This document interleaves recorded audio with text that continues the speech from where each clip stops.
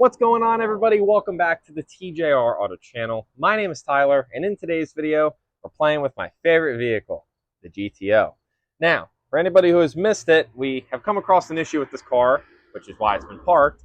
The drive shaft has been rubbing the trans tunnel under wide open throttle pulls. So, we did a couple different things to try to eliminate this issue, and it turns out that there's a bigger issue on hand. That issue being, there is 4 bolts that hold the diff to the subframe. 3 of those bolts are MIA. Only 1 of them is holding the diff into the subframe.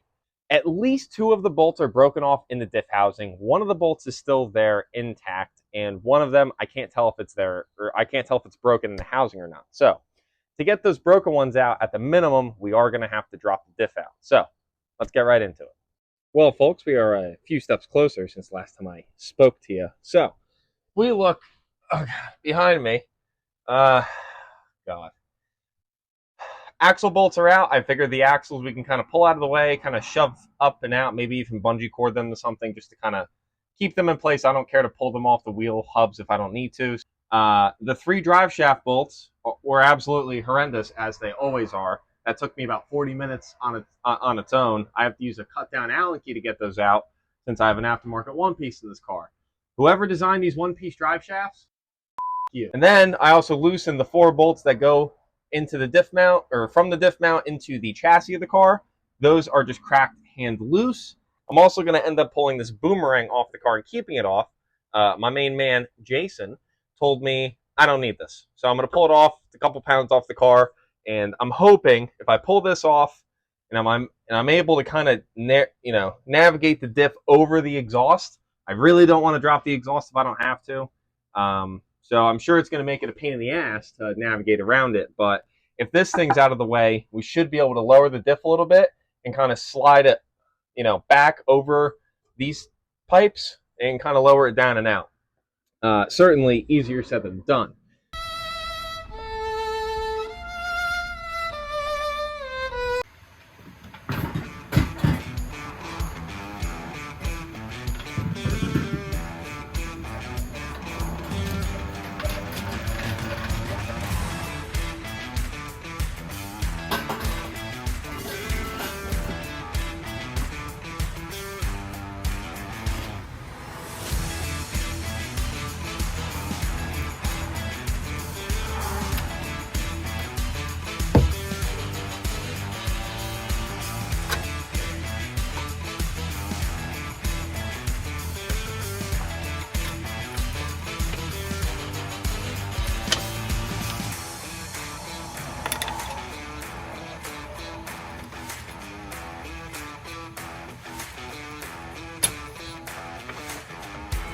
If I don't break a single one of these subframe bolts, you guys owe me a subscription.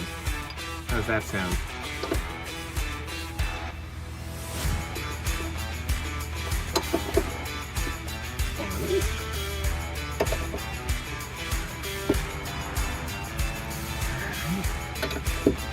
Two.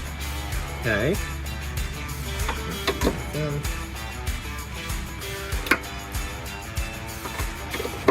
All right, that's 3. Let's go for number 4, the Big Mac Daddy, the scary one. Remember, you guys have to subscribe if I don't break this.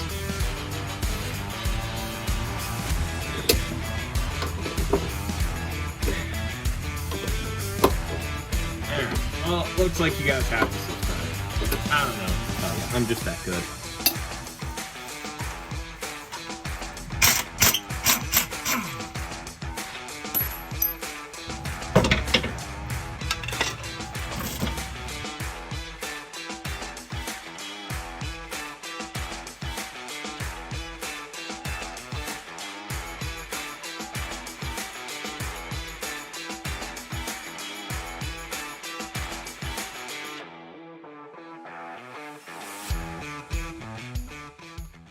That was a lot easier than I thought. The biggest pain in the ass, honestly, I would say was the rear brake lines, because I had to cut them because the fitting's just not happy. So I guess I'm going to have to add on to my list of parts to buy a set of new... I could just get rubber lines, but I'll probably end up doing stainless steel braided lines. you know, it's a couple more bucks, but I'm probably going to own this shit box forever at this rate.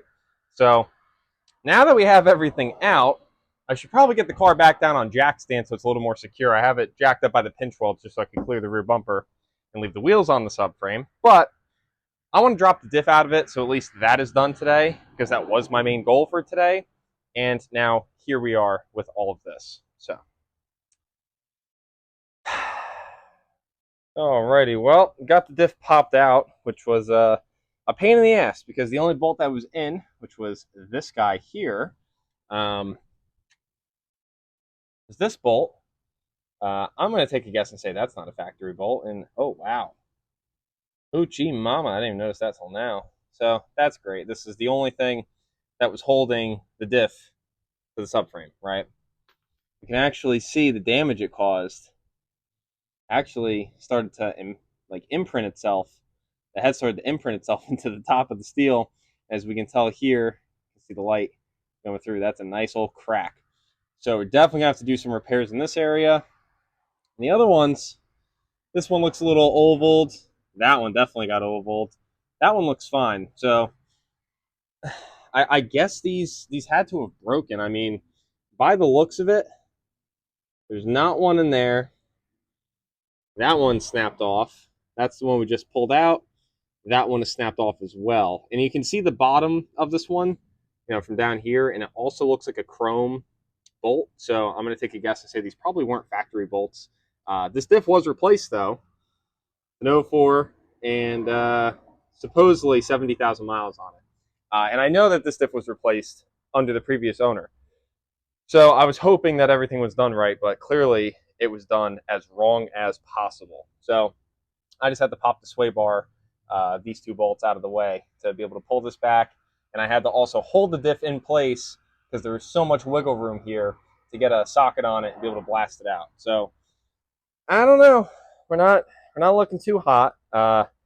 Clearly, we're going to have to try to get these bolts out, or maybe I'll keep an eye out and see if it's worth trying to get a 0506 diff. I don't know.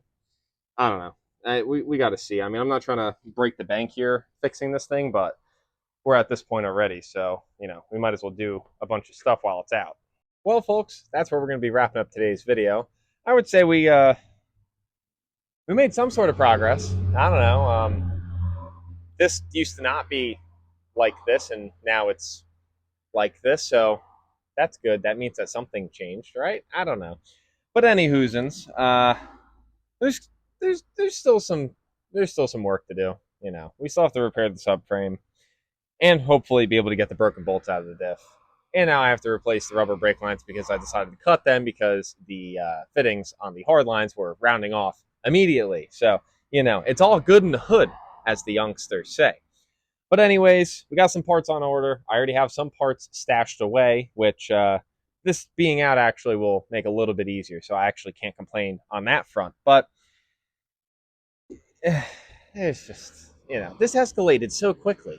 I mean, is this normal? Obviously, there's going to be some content coming up with repairing stuff, replacing stuff with new parts, and upgrading, all that jazz. So if you guys are intrigued by some more content, make sure you hit the subscribe button down below. Maybe even hit the bell if you're feeling a little frisky. And if you guys enjoyed today's video, please make sure to drop a like and a comment down below. Let me know what you guys think. I know what I think. I know what I think.